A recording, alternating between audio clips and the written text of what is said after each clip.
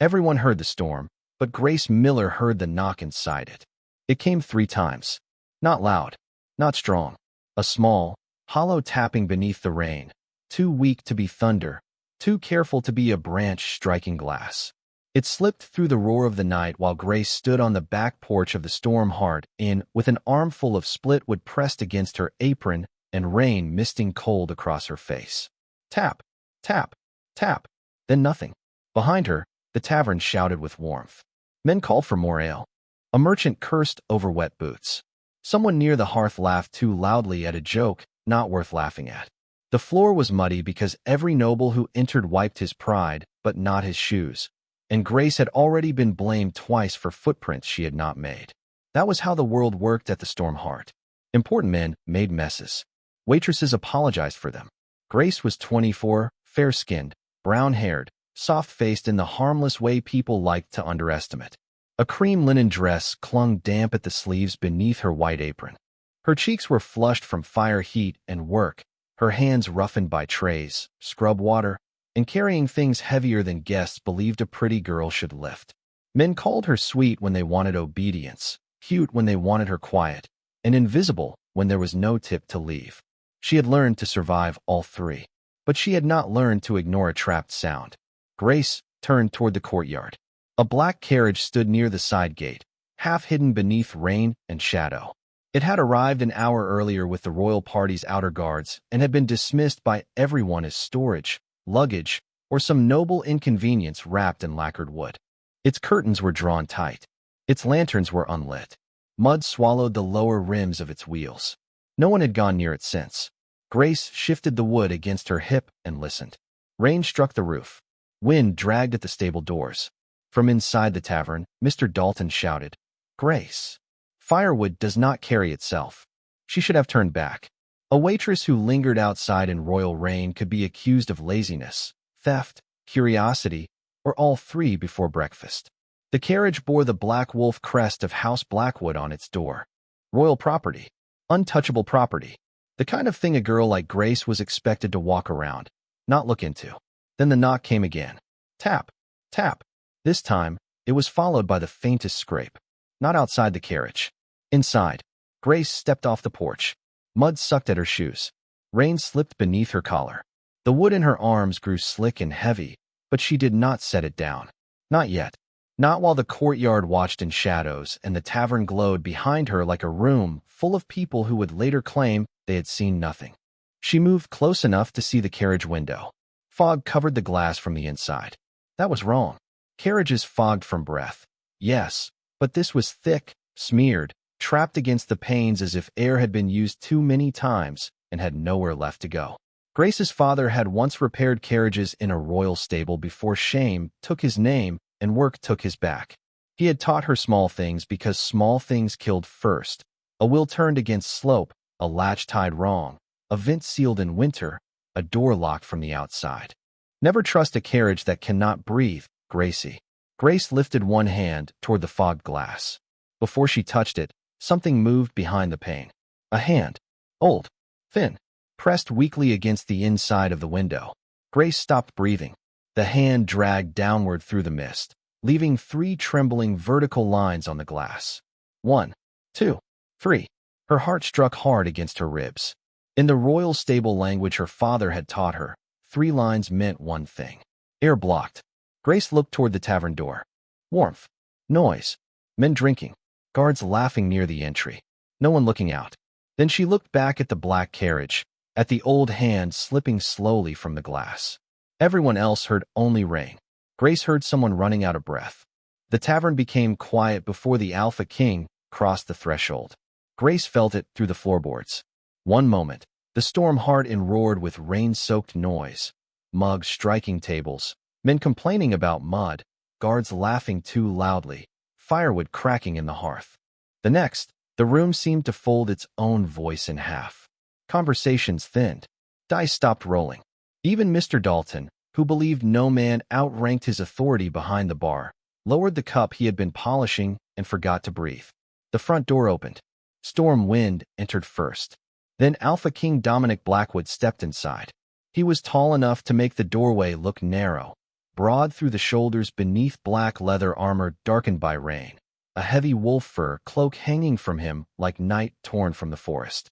His face was rugged and handsome in the hard way of men who had survived command too long to wear softness openly. Dark hair clung damp near his brow. His jaw was set. His pale eyes moved across the room once, and every person in the tavern remembered where they stood. Grace stood near the kitchen passage with firewood still in her arms. She had come back inside because no one had answered the old hand on the glass. Because Mr. Dalton had shouted again. Because a waitress who ran screaming about royal carriages would be silenced faster than a knock under rain. She needed someone to listen before fear made her words sound mad. Then Dominic entered, and every path to him filled with rank. Guards stepped in behind him. Nobles straightened. A few men bowed so quickly their chairs scraped the floor. Beside Dominic walked Beta Malcolm Pierce, silver-haired at the temples, smooth-faced, dressed in dark blue leather with a black wolf clasp at his throat. He looked composed, almost kind, in the way a closed gate might look peaceful until someone trapped behind it began to lose air. Grace noticed his eyes first. Not on the room, not on the doors, on the courtyard window, on the carriage outside. Dominic removed one glove slowly. "Has my mother arrived?" The words struck Grace harder than thunder. "My mother." The old hand. The 3 lines. Air blocked. Malcolm answered before anyone else could breathe. "Lady Abigail arrived ahead of us, Your Majesty." The road exhausted her. "I ordered the carriage kept near the side gate so she could rest undisturbed." Too fast. Too polished. A prepared answer wearing concern. Dominic's face changed only slightly, but Grace saw it because fear made her notice everything. His coldness tightened around the edges. "She did not come inside. She insisted on quiet," Malcolm said. "You know how proud she is. She dislikes being watched when weakness touches her." A few nobles gave sympathetic murmurs. Grace wanted to scream. Quiet. That was what people called it when they did not want to hear someone trapped. She shifted the wood in her arms, and one log slipped, hitting the floor with a dull crack. Half the room turned. Mr. Dalton hissed her name. Grace bent quickly, but Dominic's gaze had already found her. For one breath, Alpha King and Waitress looked at each other across the tavern. She should have lowered her eyes. Instead, she looked toward the courtyard window. Only once. A small glance. A desperate one. Dominic followed it. Malcolm did too. The beta stepped forward immediately, placing himself between Grace and the king with a smile that did not reach his eyes. "Forgive the girl, Your Majesty. Storm nights make servants clumsy." Grace's fingers tightened around the fallen log. Servants. Clumsy. Words used to bury warnings before they became inconvenient. Dominic did not look away from her. "What did you see?" The tavern went still. Grace opened her mouth. Malcolm spoke over her, gentle and sharp. "Nothing worth troubling you. The staff have been warned not to approach royal property. Your mother is safe." Safe. Outside, faint beneath the rain, came another tap. Grace heard it.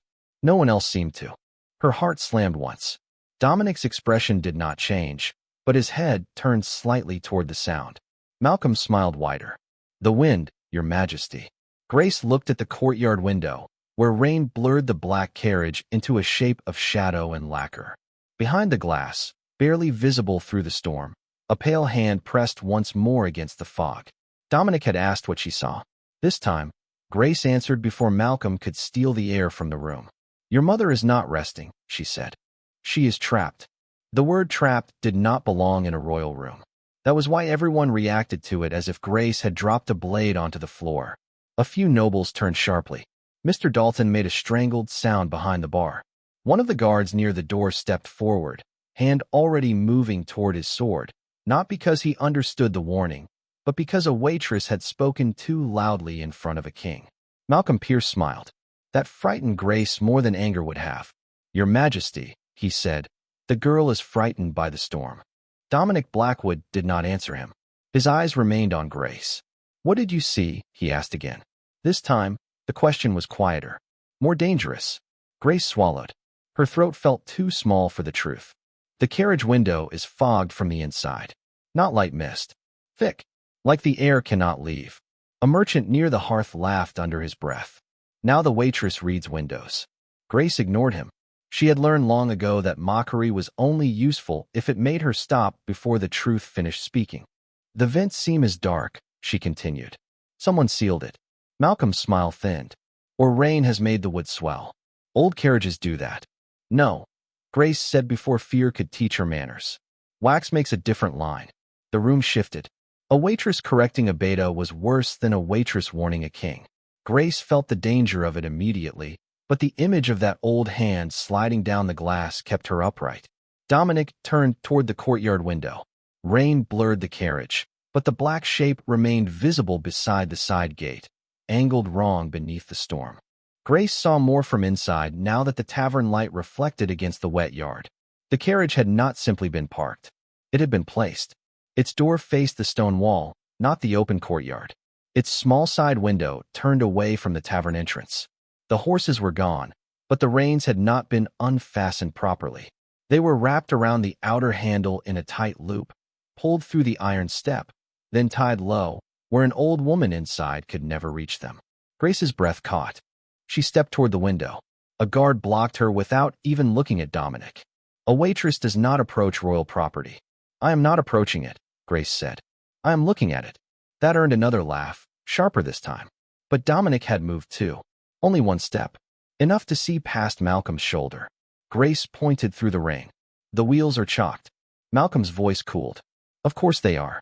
The courtyard slopes. Only the front wheel needed a chalk for slope, Grace said. There is an iron wedge behind the rear wheel too. That means someone did not want the carriage moved from either direction. Silence entered the tavern slowly. Not belief. Not yet. But unease. Dominic's gaze sharpened. Grace pressed her palm against the window frame, leaning close enough to see the carriage glass again. The fog had thickened. Something pale moved behind it, weaker now. A hand. Trembling. Searching. Then the fingers dragged down the pane. One line. 2. 3. Grace's heart clenched. There, she whispered. Dominic saw the marks. Malcolm stepped closer at once, his voice smooth and urgent. Condensation. Nothing more. Lady Abigail is elderly and tired. If you frighten her by dragging guards into the rain, you may harm her more than help her.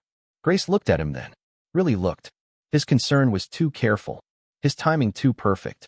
His body stood not between Dominic and danger, but between Dominic and the truth. Her father's voice came back to her with the smell of oil, horse leather, and old stable straw. A trapped carriage always tells on the person who trapped it. Watch who explains too quickly. Grace looked back at the black carriage. The 3 lines on the glass had begun to blur. Inside, the hand slipped lower. The mark means air blocked, she said. Royal stable code. A guard scoffed. And how would a tavern waitress know royal stable code? Grace did not look away from the carriage. Because my father built doors men thought could not fail, she said, and buried men who trusted the wrong latch. The tavern went quiet. Outside, the pale hand vanished from the window. Grace dropped the firewood. This time, she did not bend to pick it up. She has no time, Grace said. Grace reached the door before the guards reached her. That was the first thing Malcolm Pierce had not prepared for. He had prepared for questions, prepared for royal concern, prepared for tired nobles who would rather accept an explanation than step into rain, prepared for guards trained to protect carriages from servants, not servants from carriages. He had even prepared for the old woman inside to be dismissed as stubborn, resting, frail, difficult. But he had not prepared for a waitress who stopped asking permission. Grace pushed past the nearest table, skirts catching against chair legs, rain-cold air already breathing through the crack beneath the tavern door. Someone grabbed for her sleeve. She twisted away. A mug overturned behind her. Mr. Dalton shouted her name in the voice he used when wages were about to be taken from someone poorer than himself. Stop that girl, Malcolm ordered.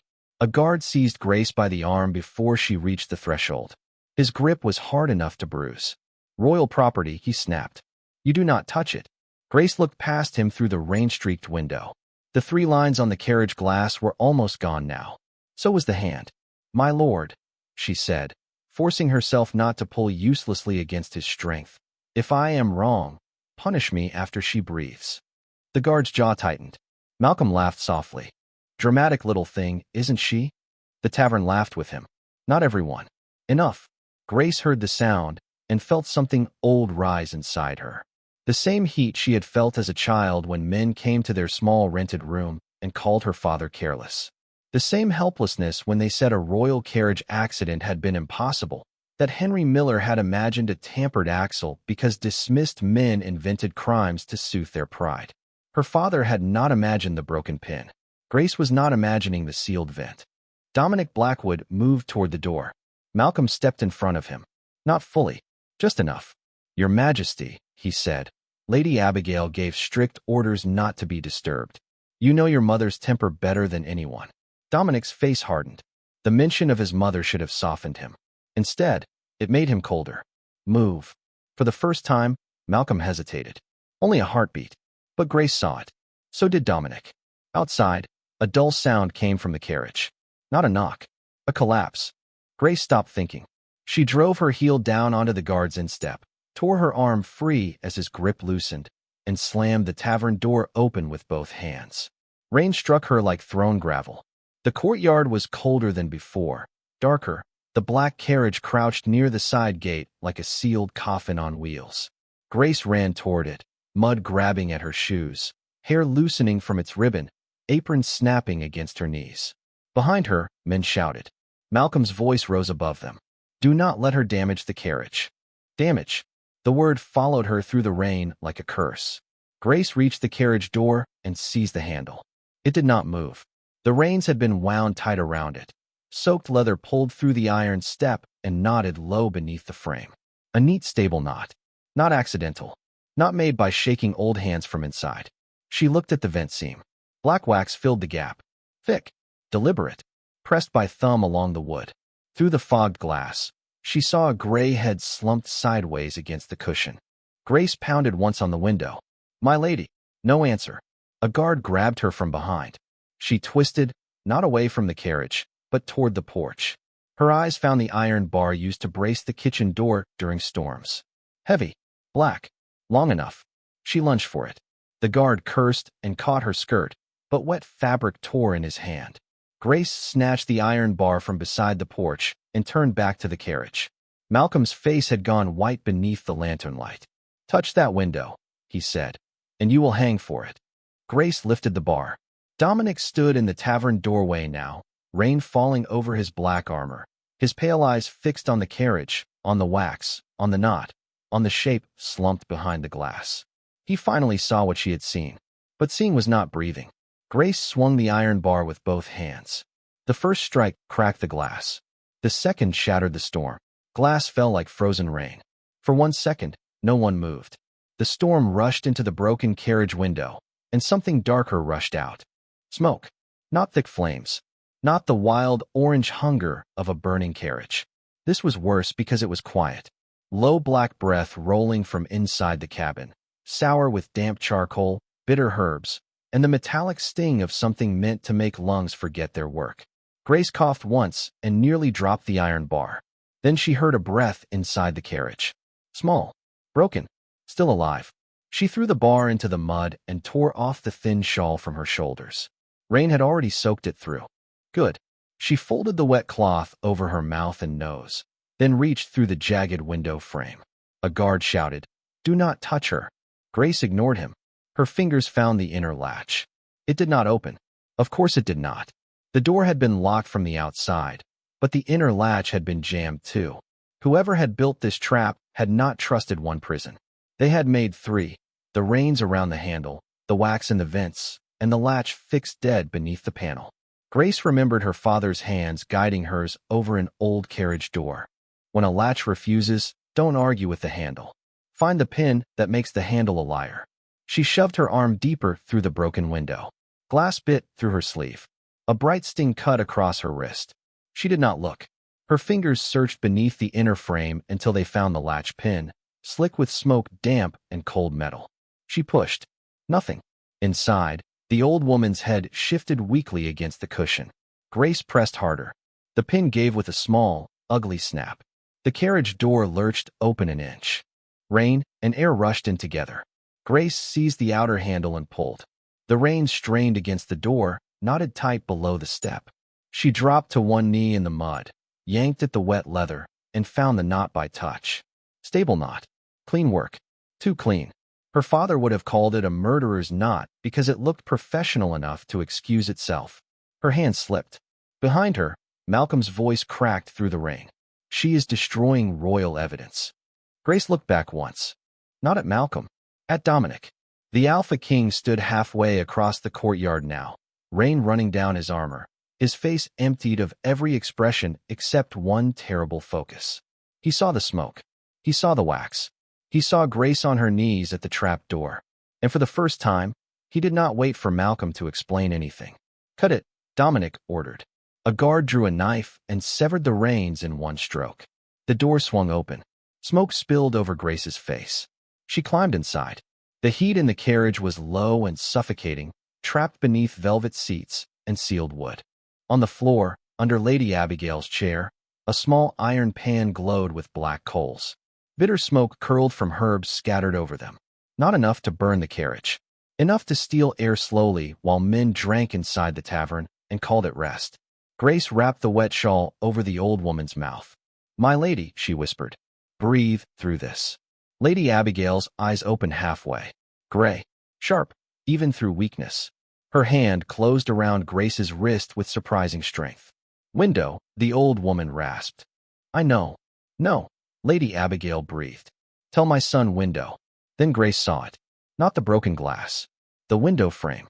A small black seal stamped into the wax along the vent. A split wolf tooth beneath a crown. She did not know the mark. But Dominic would. A silver cuff locked Lady Abigail's left wrist to the carriage armrest. Grace's stomach tightened. Silver. Royal silver. Whoever had done this had known exactly whose blood they were trapping. She pulled the wet cloth higher over Lady Abigail's face and reached for the cuff. Dominic's hand appeared beside hers. Not pushing her away. Helping. His dagger slid under the cuff hinge and twisted with controlled force. The lock broke. Lady Abigail sagged forward, and Grace caught her before her head struck the door frame. For a heartbeat, the Alpha King and the Waitress held the same woman between them. Rain struck Grace's hair. Smoke clung to her throat. Glass glittered in the mud around her knees. Behind them, the tavern had gone silent. Grace stepped backward first, guiding the old woman out into the open air. Lady Abigail drew one rough breath. Then another. Dominic dropped to one knee in the mud, one hand at his mother's back, the other steadying Grace when she nearly slipped. The old woman's fingers would not release the Waitress. And through the broken carriage window, black smoke continued to pour into the rain like the truth finally escaping.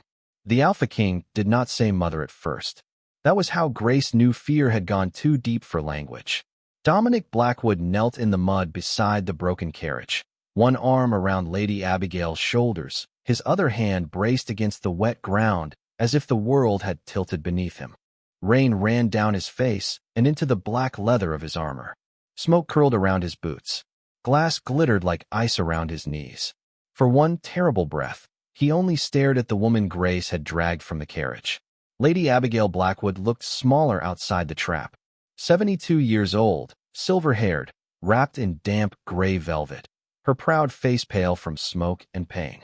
But even weakened, even coughing into Grace's wet shawl, she carried the remains of authority in the way her fingers gripped Grace's wrist and refused to let go. The tavern doorway filled with people. Nobles, guards, merchants, Mr. Dalton with his mouth open.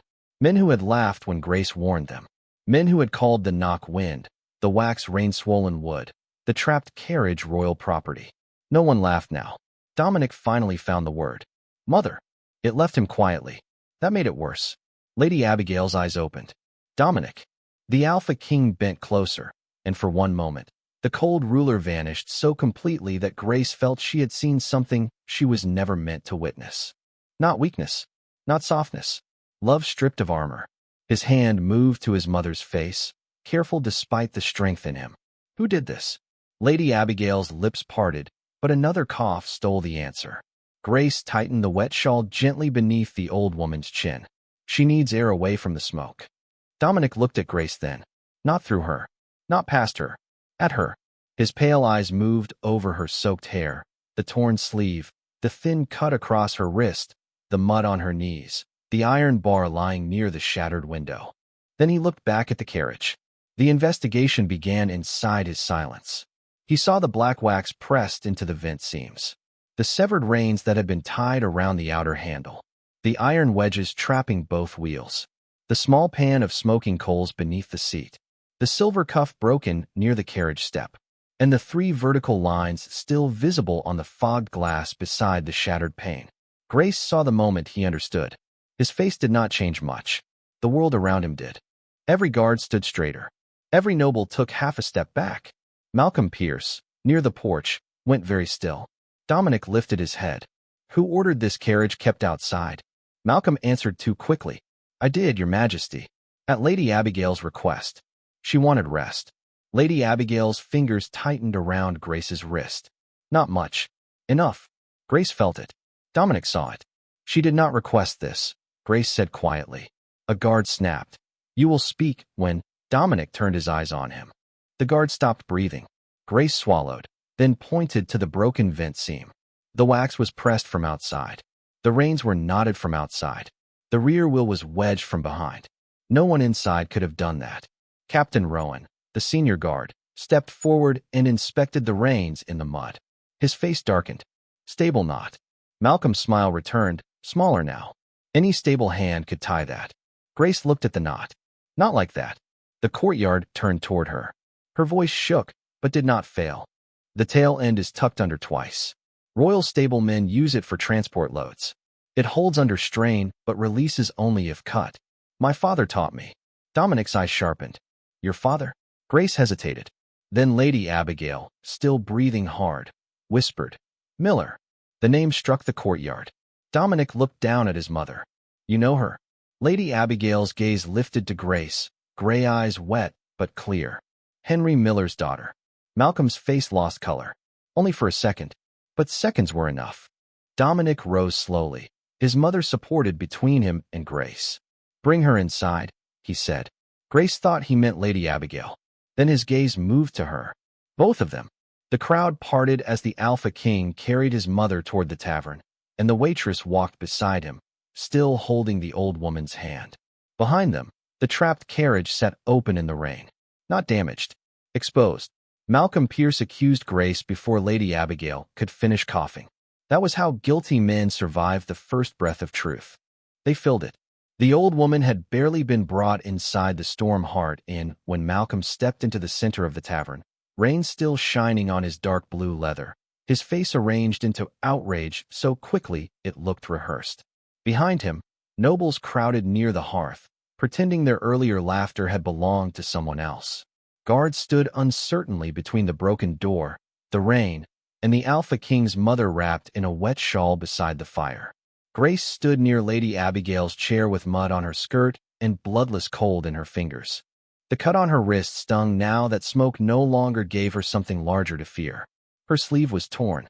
Her hair had fallen loose from its ribbon. She looked, she knew, exactly like the kind of girl a powerful man could blame. Malcolm pointed at her. "There," he said. "That is the person who damaged the royal carriage."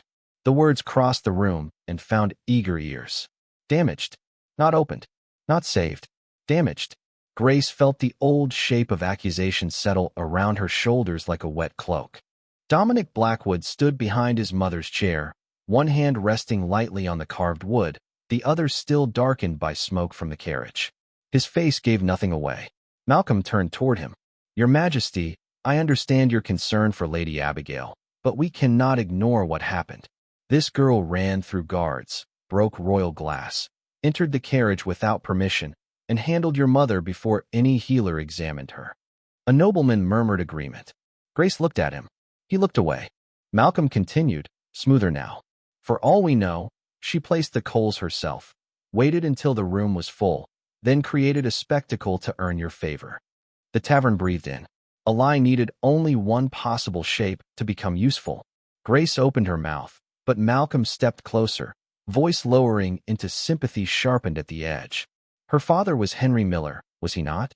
A disgraced carriage worker dismissed from the royal stable after inventing accusations about tampered axles.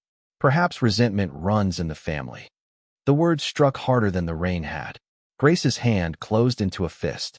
Henry Miller had died with grease under his nails and shame tied to his name by men who rode in carriages they did not know how to inspect.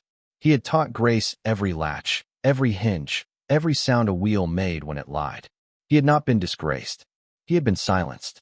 Lady Abigail's hand moved. Weakly, Grace felt it brush her apron. Dominic saw it. Captain Rowan, he said. The captain stepped forward at once. Your Majesty. Examine the carriage. Speak only what you see. Malcolm's jaw tightened. Your Majesty, surely. Only what you see, Dominic repeated. The captain went out into the rain with 2 guards. The tavern waited in a silence that did not know which side it belonged to yet. Grace kept her eyes on the floor. Not from shame. To remember. The reins around the handle. The wax in the vent seam. The iron wedge behind the rear wheel. The pan beneath the seat. The silver cuff on Lady Abigail's wrist. None of those could be made by a waitress running from a tavern with an iron bar. Captain Rowan returned with rain on his shoulders and anger in his mouth. The vent seams were sealed from outside, he said. Black wax pressed by thumb. The carriage door was tied with reins from the outer handle. Both wheels were chalked. A coal pan was fixed beneath the seat with a bracket screwed into the floor. Dominic's eyes moved to Malcolm. Fixed. Rowan nodded. Prepared before arrival. Grace lifted her head. Malcolm's smile had not vanished, but it had grown thinner. A stable hand could have done it. Grace spoke before fear could swallow the chance. No stable hand working alone could fasten a pan beneath Lady Abigail's seat after she entered. The bracket had to be placed while the carriage was empty. The captain looked at her, then back at Dominic. She is right. Malcolm's gaze cut toward her. Grace met it. For the first time, she did not look away. The cuff, she said. It was silver. Royal silver. A waitress cannot take silver cuffs from your armory. The room shifted again, this time toward him. Lady Abigail coughed, then reached for Grace's wrist.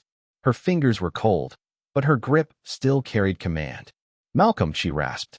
The beta's face went still. Dominic bent close to his mother. What did you say? Lady Abigail's eyes opened, gray and furious beneath exhaustion. Silver chains, she whispered. He moved them through the southern stable. The tavern went silent enough to hear rain slipping from the eaves. Grace felt Dominic's stillness change, not into rage, into judgment. Malcolm stepped back once. Only once. But everyone saw it.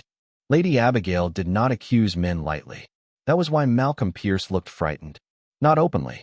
Not enough for the nobles to call it fear. His face remained mostly composed, his shoulders straight, his hands still at his sides.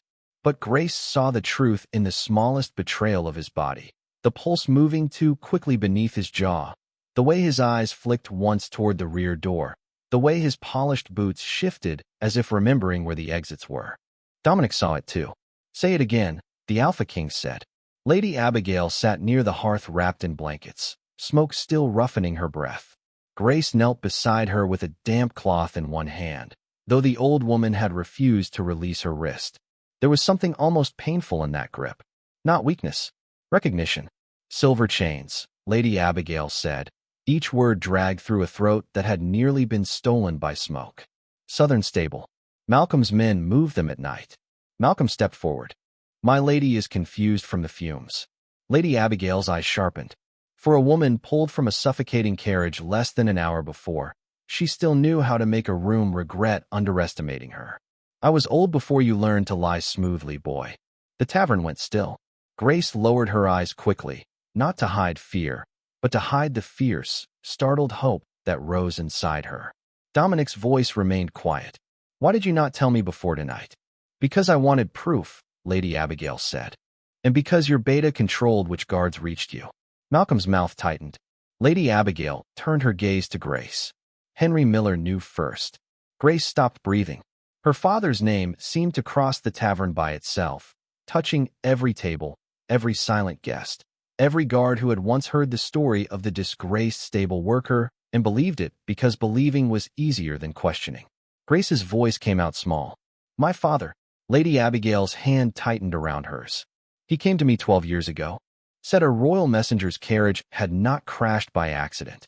Said the axle pin had been filed, the brake strap cut halfway through, the vent waxed to fog the window before the slope. Grace saw it again. Her father at the small kitchen table, oil on his fingers, drawing carriage hinges in charcoal so she would understand how wood and metal told the truth. He said no one listened. I listened, Lady Abigail said. Grace looked up. The old woman's face softened for the first time. Not much. Enough. I listened too late. The words hurt more because they were honest. Lady Abigail turned to Dominic. Henry Miller found the same split wolf tooth mark on a stable order. The same mark Grace found tonight in the wax. Dominic looked toward Captain Rowan. The captain held up the broken strip of black wax taken from the carriage vent. Pressed into it was the small seal Grace had seen, a split wolf tooth beneath a crown. Malcolm's voice hardened. That mark belongs to several transport offices. Grace stood slowly. Her knees still ached from the mud. Her wrist still burned where glass had cut her skin. But when she spoke, her father's lesson stood with her. No, she said. Not that one. Every eye turned. Grace pointed to the lower curve of the seal. The left tooth is shorter. The crown line is broken at the third point. My father showed me old transport seals before he died. That mark belonged to emergency stable transfers, not common transport. Captain Rowan examined the wax more closely. His face darkened. She is right. The words landed like iron. Grace felt them in her chest. For years, her father had been dead under a lie. Now one sentence from a captain did not restore him, not fully, not yet. But it cracked the stone placed over his name. Lady Abigail closed her eyes briefly. Malcolm used that seal then. He used it tonight. Dominic turned to Malcolm. The beta lifted both hands slightly. Your Majesty, this is absurd. A waitress repeats stable gossip. Your mother is weakened by smoke, and suddenly I am condemned by wax. No, Grace said. She surprised herself with the steadiness of it. Malcolm looked at her with contempt. Grace stepped closer to the table where the evidence lay. The severed reins, the black wax, the iron wedge, the broken cuff. The carriage was not meant to burn, she said. It was meant to look like your mother fell asleep in the cold and never woke. The smoke was slow. The vent was sealed. The wheels were wedged so no one could roll it toward the door. The window faced the wall so no one would see her hand. Her throat tightened, but she knew stable code. She marked the glass. 3 lines. Air blocked. Lady Abigail looked at her with something fierce and proud. Henry taught his daughter well. Malcolm's mask finally cracked. Only at the edge. But Dominic had been waiting for that edge all night. Search the southern stable, the Alpha King ordered. Every stall, every transport ledger, every silver chain issued under emergency seal. Captain Rowan bowed. At once, Your Majesty. Malcolm moved then. Not far. 1 step toward the door. Dominic's guards crossed their blades before him. Grace watched the beta stop, and for the first time, the tavern understood what she had heard beneath the rain. The carriage had not been an accident.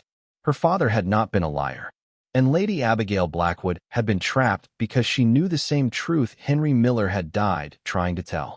By midnight, the southern stable brought its dead men back into the tavern. Not their bodies. Their names. Captain Rowan returned from the rain with a leather ledger under one arm, 3 guards behind him, and a length of silver chain wrapped in black cloth so it would not burn any wolf who touched it by mistake. His face told the truth before his mouth did. The Storm Hart Inn went silent. Grace stood beside Lady Abigail's chair, one hand bandaged where glass had cut her wrist, her dress still wet at the hem, mud drying against her apron. She should have been sent to the kitchen. She should have been ordered to clean the broken glass from the courtyard. She should have become background again now that royal people were speaking.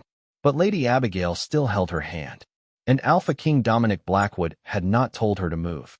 That changed the room more than any shouted command. Captain Rowan laid the ledger on the nearest table. Your Majesty, the southern stable records were altered. Malcolm Pierce laughed once, sharp and thin. Altered by whom? A frightened stable boy? A waitress with a family grudge? Rowan ignored him. 3 emergency transfers of silver restraint chains were signed under beta authority. 2 tonight. 1 12 years ago. Grace's breath caught. Dominic looked at the captain. Read the old entry. Rowan opened the ledger to a page stained by age and damp. Emergency transport order. Royal messenger carriage. Replacement axle pin, brake strap, vent wax, and silver chain. Authorized under Malcolm Pierce's seal. Malcolm's face emptied. Only for a second. Enough.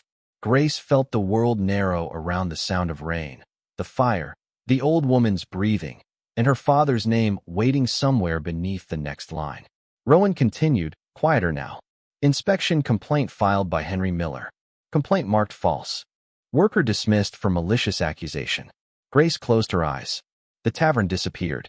For one heartbeat, she was a child again, sitting on a crate in the stable while her father showed her how to listen to wheels. Henry Miller, who smelled of leather, oil, hay, and cold mornings. Henry Miller, who told her that a carriage never lied if you knew which part to ask. Henry Miller, who died poor because powerful men made truth too expensive for him to keep. Lady Abigail's thumb pressed against Grace's hand. "Say his name properly," the old woman whispered. Captain Rowan straightened. "Henry Miller," he said louder. "Former Royal Carriage Master." His complaint was true. The words struck Grace harder than grief, because grief had lived with her for years. Vindication was new. Dominic turned to Malcolm. The beta did not smile now. "You tried to bury the first carriage," Dominic said. "Tonight, you tried to bury my mother in another." Malcolm lifted his chin, but his voice had lost its smoothness. "You would believe a tavern girl over your own beta?" Dominic stepped closer. "No," he said. "I believe the wax, the chain, the knots, the ledger, my mother, her father, and the waitress who heard what every noble in this room ignored." No one moved. The guard seized Malcolm before he could reach his sleeve. A small emergency seal fell from inside his cuff and struck the floor, a split wolf tooth beneath a crown. The same mark from the wax. The same mark from 12 years ago. Dominic looked down at it, then at the room. Malcolm Pierce is stripped of beta rank, land, seal, and command. He will stand trial for treason, attempted murder of Lady Abigail Blackwood, theft of royal silver, and the false ruin of Henry Miller's name. Malcolm struggled once. Only once. Dominic's voice dropped. "Take him." As the guards dragged him toward the door, Malcolm twisted toward Grace, hatred showing through the cracks in his ruined composure. "You are still only a waitress." Grace felt the old instinct rise. "Lower your eyes. Let it pass. Survive." Then Lady Abigail stood. Slowly, painfully. Dominic moved to help her, but she lifted one hand, refusing pity until she had finished what needed saying. "She is the waitress who heard me dying while all of you heard only rain," Lady Abigail said. The tavern lowered around her voice. Dominic turned to the crowded room, to the nobles who had laughed, to the guards who had blocked Grace, to Mr. Dalton who had scolded her for hearing what mattered. "Everyone ignored my mother in the trapped carriage," he said. "The waitress you mocked broke the window and gave her air."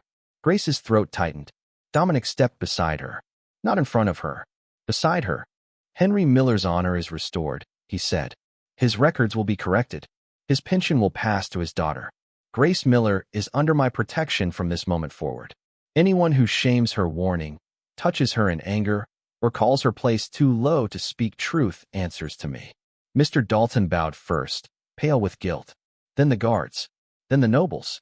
Lady Abigail took Grace's bandaged hand and lifted it between both of hers. "You did not wait for permission to save a life," she said softly. "That is not servant's courage. That is Luna's courage." Grace could not answer.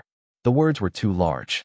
Dominic's pale eyes held hers, no longer cold, no longer distant, but filled with a recognition that made every insult in the room feel suddenly small. Outside, the broken carriage stood open in the rain. Inside, the waitress who had smashed its window did not lower her eyes. The broken carriage was not finished speaking. Grace knew it before the tavern emptied. The nobles wanted the night to end because endings were useful to guilty people. Once Malcolm Pierce had been dragged into the rain in chains. Once Alpha King Dominic Blackwood had restored Henry Miller's name before witnesses. Once Lady Abigail had called a waitress's courage worthy of a Luna. The room began reaching for comfort again. Men straightened their coats. Women wiped tears they had not earned. Guards shifted their weight as if shame could be folded back into duty. But Grace kept looking at the carriage through the rain-streaked window. It sat open in the courtyard, broken glass dark in the mud, black smoke gone thin beneath the storm. Royal guards stood around it now. Too late, but standing. The wax had been scraped from the vent seams. The reins cut from the handle. The coal pan removed from beneath the seat. Evidence gathered. Danger named. Still, something was wrong. Dominic noticed her looking. He had not left his mother's side, but his attention moved like a blade, from Lady Abigail's breath, to Captain Rowan's ledger, to Malcolm's chains disappearing beyond the door, then back to Grace's face. "What do you see?" The tavern heard the question. So did Grace. A king asking a waitress what she saw. Not accusing. Not dismissing. Asking. Grace swallowed. The trap was too clean. Captain Rowan frowned. Clean. My father used to say a carriage trap made in haste leaves panic marks. Bent nails. Scratched hinges. Wax pushed too thick. Knots tied twice because the first hand shook. She looked back toward the courtyard. That carriage was prepared by someone who had done it before. Lady Abigail's eyes sharpened from her chair. Dominic turned toward the door. Show me. Mr. Dalton made a weak sound. Your Majesty, the girl is injured. Dominic looked at him. The innkeeper stopped speaking. Grace wrapped her bandaged wrist tighter beneath her sleeve and stepped into the ring. The courtyard was colder now, but fear had changed temperature. Earlier, it had burned. Now it steadied her. She walked around the carriage slowly while guards held lanterns above the mud. Dominic stayed beside her, not ahead, not blocking the light, watching the carriage because she did. That made her hands tremble more than the cold. She crouched near the rear wheel. The iron wedge had been pulled out and placed on a cloth. Grace lifted it carefully.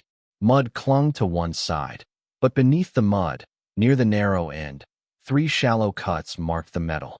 Not damage. Counting marks. 1, 2, 3. Her breath caught. Dominic saw her face change. Grace. This wedge was not made for this carriage. Captain Rowan knelt beside them. How can you tell? The cut angle. Royal passenger carriages have wider rear wheels. This wedge was shaped for a lighter coach. Grace turned it in her hand. Messenger coach. Fast road frame. The words entered the rain. Lady Abigail, from the doorway, gripped the blanket around her shoulders. The accident 12 years ago, she said. Grace looked at the wedge again. Her father's name seemed to rise from the iron. Henry Miller had died under a lie about a messenger carriage. Not a noble carriage. Not a royal mother's carriage.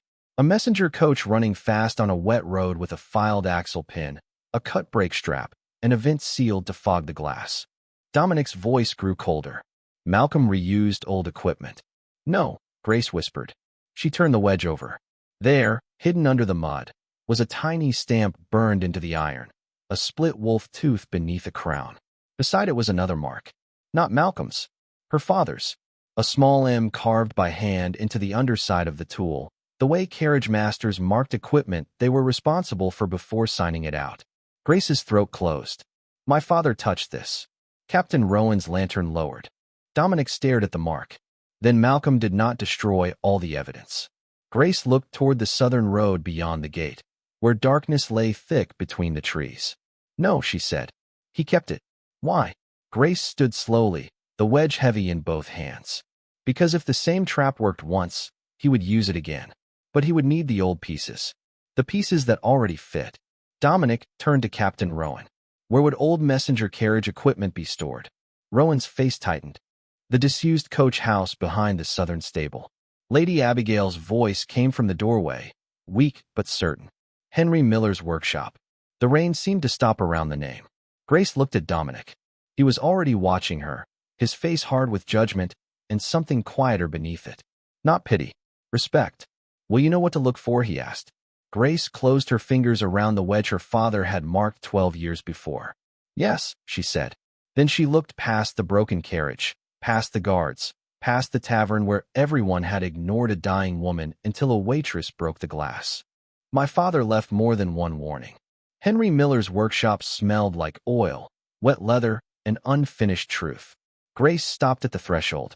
The disused coach house behind the southern stable had not been opened in years, or so people had claimed. Its roof sagged at one corner. Ivy crawled over the outer wall. Rain dripped through broken tiles into black puddles on the stone floor.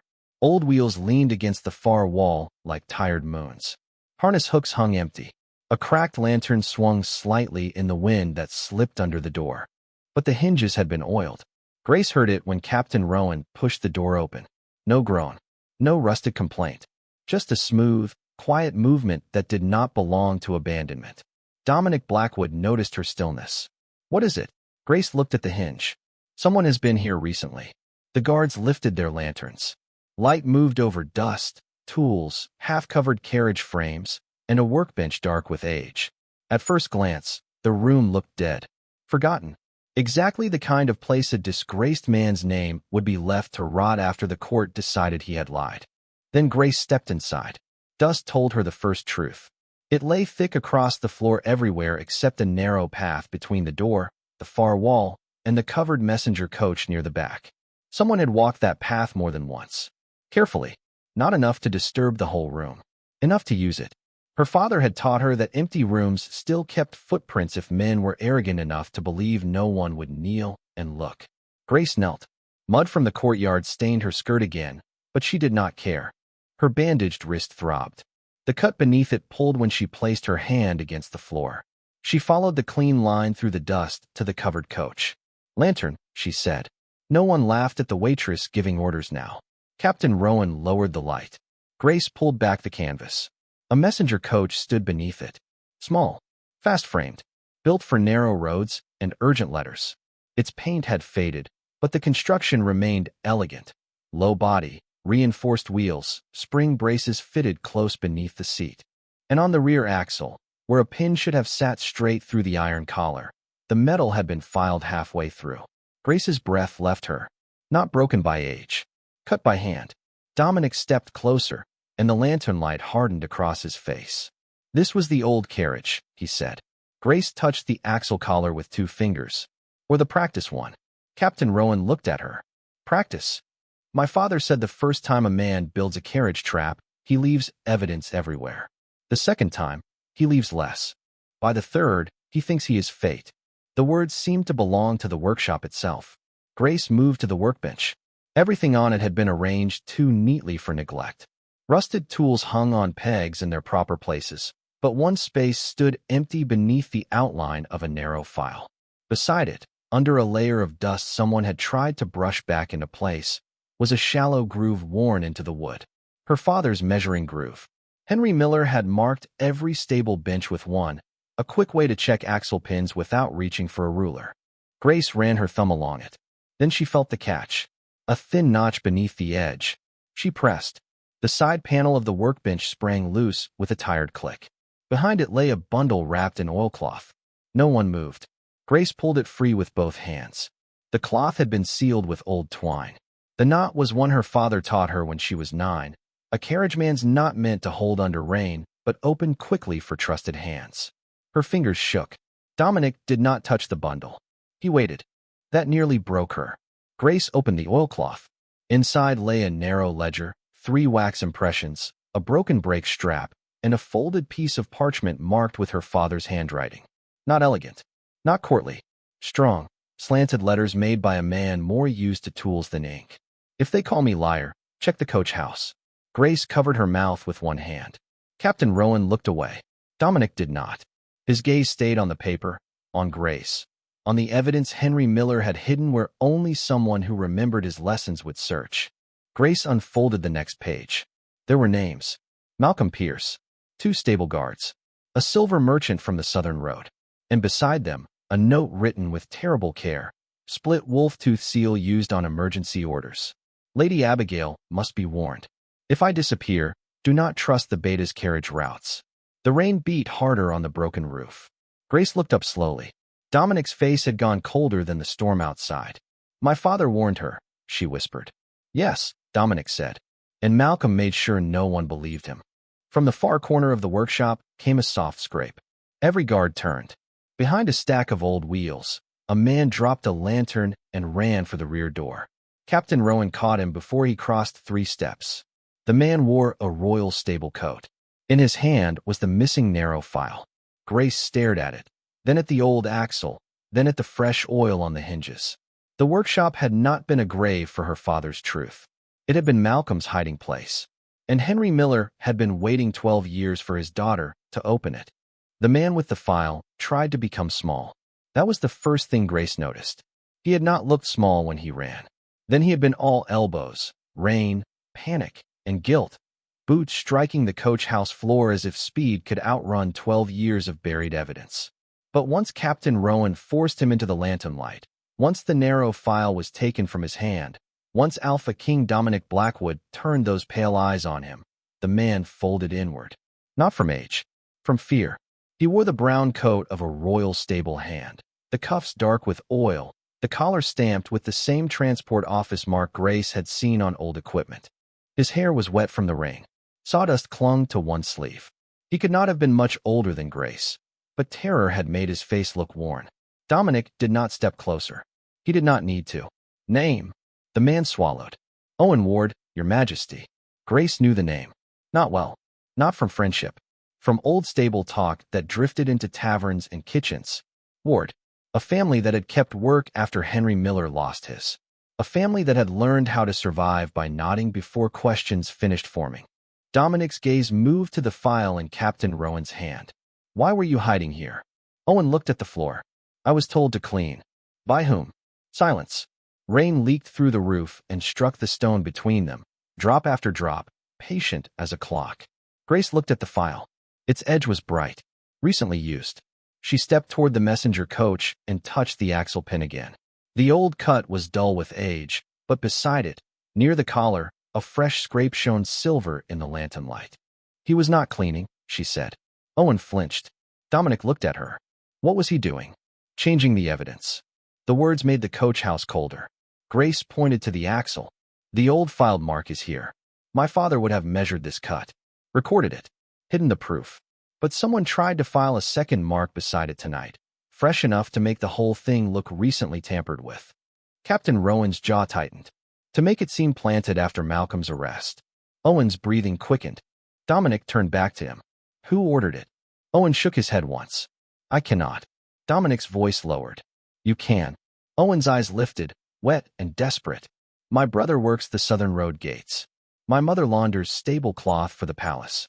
He said if I did not take the file and ruin the old cut, they would be named as accomplices. He did not say Malcolm. He did not have to. Dominic's hand closed slowly at his side. Grace felt anger rise in her too, but it was not the clean anger of one villain, one trap, one carriage. This was something heavier. Malcolm had not only used wheels, wax, silver, and smoke. He had used hunger, wages, mothers, brothers. The terror of servants who knew rank could turn innocence into evidence by morning. Lady Abigail's voice came from the doorway. Malcolm always preferred frightened hands. Everyone turned. The old woman stood beneath the coach house arch wrapped in blankets, supported by a guard on one side and Martha from the tavern on the other. She should have been resting by the fire. Her face was pale, her breath uneven, but her eyes were bright with command. Dominic moved toward her at once. You should not be here. No, she said. I should have been here 12 years ago. The words silenced the room. Grace looked down at her father's parchment, still open in her hands. Lady Abigail crossed the coach house slowly, every step a refusal to let age become dismissal. When she reached Grace, she looked at the handwriting. Henry Miller's warning. Lady Abigail must be warned. The old woman's mouth tightened. He tried, she whispered. Grace could not speak. Lady Abigail looked at Owen Ward. Did Malcolm send you tonight? Owen closed his eyes. Yes, my lady. The confession seemed to loosen something in the walls. He said if the carriage failed, the old workshop had to be made useless. The file mark, the hidden ledger, anything tied to Henry Miller. He said the waitress would bring the king here if she was anything like her father. Grace's breath stopped. Dominic's gaze cut to Malcolm's hidden bundle, then to the coach, then to Grace. He expected you. Owen nodded miserably. He said Miller blood does not leave a broken carriage alone. For one terrible moment, Grace felt her father standing beside her more clearly than any living person. Not as shame, as pattern, as proof, as a man who had taught his daughter to look twice because he knew the world would call the first warning madness. Captain Rowan opened the hidden ledger again. Your Majesty, Henry's notes list emergency stable transfers, altered axle inspections, and payments to Southern Road Guards. With Ward's statement and the seal from Malcolm's cuff, this is enough to reopen every transport death signed under his authority. Lady Abigail touched the edge of the old messenger coach. Not reopen. Her voice trembled, but did not break. Correct. Dominic turned to Rowan. Take Owen Ward under protection. His family too. No servant who testifies tonight is to be threatened, dismissed, or punished without my direct order. Owen stared at him as if mercy was harder to understand than fear. Yes, Your Majesty, Rowan said. Grace looked at Dominic then. Not the Alpha King from the tavern doorway, distant and terrifying. Not the son kneeling in mud beside his mother. This was something else. a ruler beginning to understand that a kingdom did not fall only when enemies breached walls. Sometimes it rotted when servants were taught that truth would cost their families bread. Dominic faced the coach house. "Bring the evidence to the stable court," he said. "The nobles, guards, and every transport officer will witness it." Then he looked at Grace. "And Henry Miller's daughter will read his warning aloud." Grace's fingers tightened around the parchment. Her first instinct was fear. Her second was her father's voice. "If a latch sticks, Gracie, do not beg it to open. Find a pin."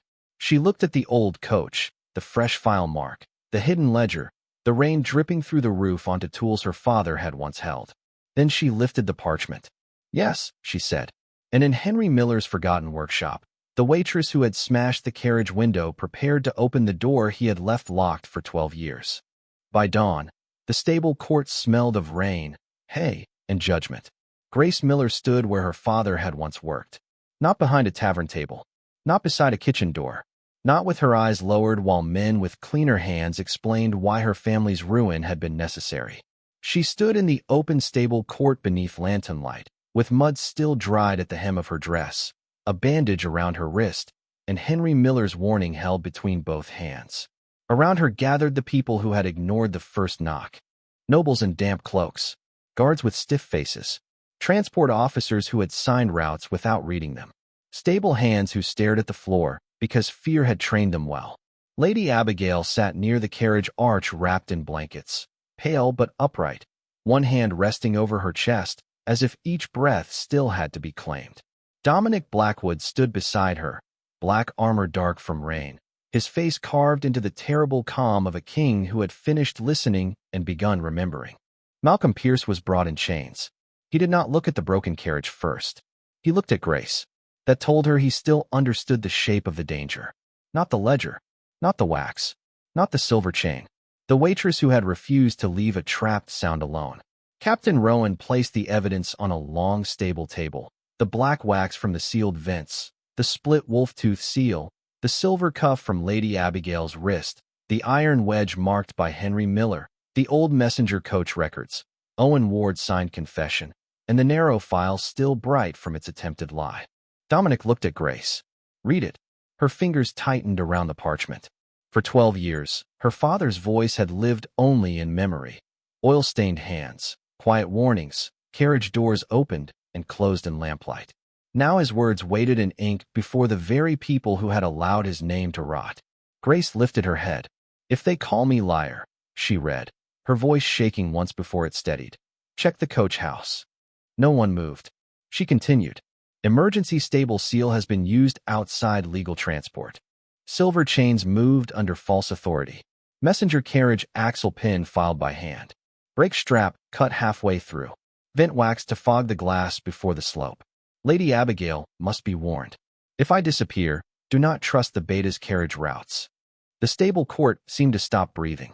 Lady Abigail closed her eyes. Dominic's jaw tightened. Grace lowered the page, but she did not lower her eyes. Captain Rowan stepped forward. "The marks on the old messenger coach match Henry Miller's warning. The wedge found on Lady Abigail's carriage bears his mark. The emergency seal was found in Malcolm Pierce's possession. Owen Ward confirms Malcolm ordered him to alter the old evidence tonight." Owen stood under guard near the table, pale and trembling, but alive. Protected. His family already removed from the southern gates under Dominic's order. Malcolm laughed. It was a broken sound. "You will rewrite history because a waitress cried over her father?" Dominic moved then. Only one step. The stable court bent around it. "No," he said. "We will correct history because your lies have been holding it hostage." Malcolm's face hardened. Dominic turned to the gathered court. Henry Miller was not disgraced. He was not careless. He was not a liar. He found the first carriage trap and was silenced before the crown had the courage to listen. Grace's vision blurred. The words entered her slowly, too large for the child inside her who had watched men carry away her father's tools as if truth could be confiscated with wood and iron. Dominic continued, colder now. "Malcolm Pierce is stripped of beta rank, land, seal, command, and protection. He will stand trial for treason, attempted murder of Lady Abigail Blackwood, theft of royal silver, coercion of stable servants, and the false ruin of Henry Miller's name." The guards took Malcolm by both arms. This time, no one hesitated. As they dragged him past Grace, he leaned close enough to hiss, "You broke a window. That is all." Grace looked at him. "No," she said. "I opened the carriage you wanted to make into a coffin." The words silenced him more completely than the chains. Lady Abigail rose. Dominic moved to help, but his mother lifted a hand. The old Luna crossed the stable court slowly, each step painful, each breath hard-won. When she reached Grace, she took the waitress's bandaged hand between her own. "Everyone heard Rain," Lady Abigail said. "You heard me." Grace's throat closed. Lady Abigail turned to the court. "Remember that before you dismiss another servant's warning." Dominic stepped beside Grace. Not in front of her. Beside her. "From this day," he said, "Grace Miller will serve as Royal Carriage Warden, with authority over every royal transport, stable seal, route inspection, and servant report concerning carriage safety. Henry Miller's pension and honor will be restored to his daughter. Anyone who mocks her place, silences her warning, or touches her in anger answers to me." The stable hands bowed first, then the guards, then the nobles, slower, shamefaced, but seen. Grace looked at the broken carriage standing open beneath the gray morning light. Its shattered window had not been repaired. Dominic had ordered it left untouched until all had seen it. Not damage. Evidence. Lady Abigail squeezed her hand. "You gave me air, child." Grace looked at her father's parchment, then at Dominic, then at the servants who finally dared to lift their eyes. She had not been born noble. She had not been believed quickly. But when the Alpha King's mother was trapped in a carriage everyone ignored, Grace Miller had heard the knock beneath the storm. And she had smashed the window anyway.